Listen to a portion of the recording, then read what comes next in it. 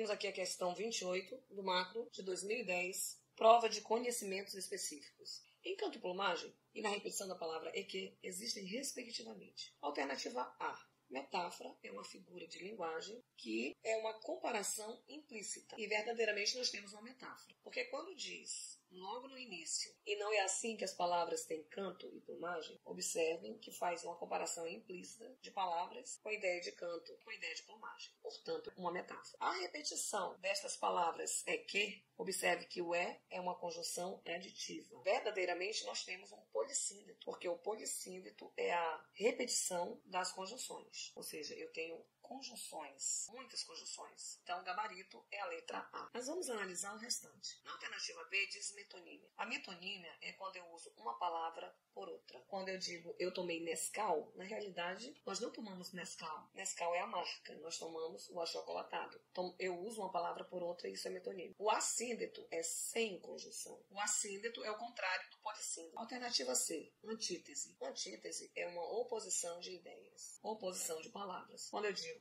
hoje está claro, depois fica escuro. Claro, escuro. Nós temos uma oposição de palavras. Uma silepse é uma concordância com a ideia. Eu posso ter silepse de gênero, de número ou de pessoa. Quando eu digo Vossa Majestade está chateado, observe que este chateado mostra que é o rei, o masculino, e não a rainha, o feminino. É essa a ideia de silepse de gênero. Quando eu digo uma multidão saía das ruas desesperada. Depois gritavam. Observe que quando eu uso multidão, a ideia de coletivo, o uso do verbo é no singular. Uma multidão saía. Num outro momento da oração, quando eu digo e gritavam, eu resolvo colocar o verbo no plural. Isso é silepse de número. Quando no primeiro momento uso o coletivo, eu uso o verbo no singular, depois eu uso o verbo no plural, dando a ideia do que há de muito por trás daquele coletivo. E a silepse de pessoa é a mais feia. É quando eu começo a oração com o sujeito na terceira pessoa. Quando eu digo todos os brasileiros, observe, terceira pessoa do plural. Quando eu uso o verbo, eu uso a primeira pessoa do plural. Eu resolvo me incluir. Todos os brasileiros somos assim. Silepse de pessoa. Eufemismo suaviza um pensamento triste, uma informação triste. Quando alguém morre e eu informo, olha, fulano não está mais no nosso meio, foi morar com Jesus, observe que ao invés de dizer chegar lá, olha, fulano morreu, eu suavizo um pensamento triste. Isso é eufemismo. Anacoluto é a quebra no fio da oração. Quando eu digo, essas criadas de hoje, não se pode confiar nelas, eu quebrei o segmento da oração. Ao invés de eu dizer, essas criadas de hoje não são de confiança,